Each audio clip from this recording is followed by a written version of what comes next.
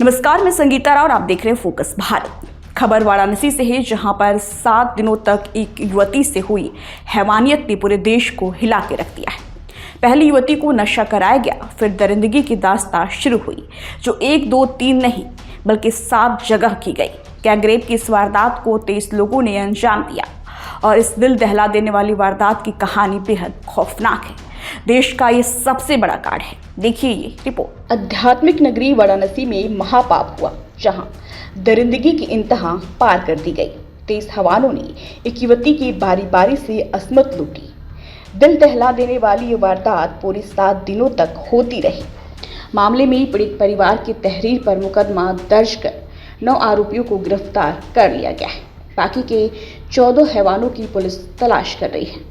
गिरफ्तार किए गए आरोपियों की रात के अंधेरे में कोर्ट में पेशी हुई, जहां से सभी को 14 दिनों की न्यायिक हिरासत में जेल भेज दिया गया है। पीड़ित परिवार बदहवास है और इंसाफ की गुहार लगा रहा है। देश की सबसे बड़ी गैंगरेप कांड को अंजाम देने वाले हैवानों ने जिस तरह युवती को बंधक बनाकर उसके साथ दरिंदगी की, वो कहानी खौफनाक है, जिसकी शुरुआत लंका इलाके से होती है, जहां वह एक कैफे में अपने दोस्त के साथ पहुंची थी।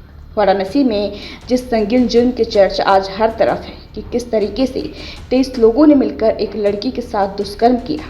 दरअसल इसकी कहानी 29 मार्च को शुरू होती है, जब पीड़िता अपने घर से घूमने के लिए निकलती है। उस दौरान उसकी ही एक परिचित दोस्त राज विश्वकर्मा से उसकी भेंट होती है और राज विश्वकर्मा उसे लेकर वाराणसी के इसी लंका इलाके में आता है और यहाँ पर उसे एक कैफे में ले जाता है। दोनों की कुछ नाश्ता करते हैं और उसके बाद पीड़िता से रात भर जो आरोपी है राज विश्वकर्मा, जो पहला आरोपी है, वो दुष्कर्म करता है। रात भर पीड़िता इसी लंका इलाके में एक कैफे में रहती है। सुबह किसी तरह वो बाहर निकलती है। उस दौरान उसका जो दूसरा दोस्त है साहिल, वो उससे मिलता है और वो उसे लेकर के चला जाता है वाराणसी की हाईवे की तरफ, जहाँ पर फिर से एक बार उसके साथ दुष्कर्म किया जाता है और इस बार आरोपी साहिल था। दुष्कर्म के बाद वो जो आरोपी था उसे लेकर के वाराणसी के नदेसर इलाके पहुंचता है और वो उसे वहां छोड़ देता है। पर कहानी की शुरुआत जो होती है वो वाराणसी के इसी लंका इलाके से होती है। जो पहला आरोपी था राज विश्वकर्मा, जो कि पीड़िता को लेकर के यहाँ आता है। लंका इलाके में मौजूद कैफे में हैवानियत होने के बाद युवती किसी तरह 80 घाट पहुंचती है, लेकिन वह इतनी खुशकिस्मत नहीं थी कि वहां भी दरिंदे उसे नोचते हैं। पीड़ित लड़की को उसके दोस्तों ने ही धोखा दिया। उसका दोस्त राज खान, जो वाराणसी के नदेसर इलाके में उसके साथ जबरदस्ती करने के बाद उसे नशे की हालत में वाराणसी के इसी 80 घाट पर 3 अप्रैल को लेकर आया और बदहवास अवस्था में उसे यहीं छोड़कर चला गया। उसके बाद जब पीड़ित लड़की को थोड़ा बहुत होश आया तो फिर वो यहाँ से अपनी सहेली के घर गई और इसके बाद सिलसिला यही नहीं रुका। उसके बाद भी उसके दूसरे करीबी ने उसके साथ वही धोखा किया, जो कि लगातार कुछ दिनों से उसके साथ होता आ रहा था। 80 घाट के बाद युवती के साथ वाराणसी के नदेसर में फिर मल्दिया में भी गैंगरेप होता है। अब तक कई दरिंदे युवती को अपने हवस का शिकार बना चुके थे।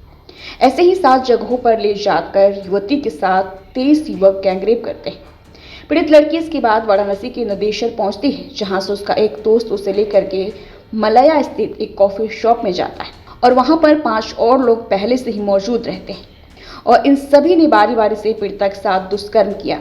ऐसे भी तहरीर में लिखा गया है, यानी कि पीड़िता एक के बाद एक बनारस के दूसरी जगहों पर पहुंचती है और पूरी अगर तहरीर के हिसाब से देखें तो इसी के दोस्तों ने एक प्लानिंग करके पीड़िता को फंसाया और एक के बाद एक अलग अलग जगह ले गए। और न सिर्फ उसके दोस्त बल्कि इस दौरान अज्ञात लोगों ने भी पीड़िता के साथ वाराणसी के मलदया इलाके में दुष्कर्म किया।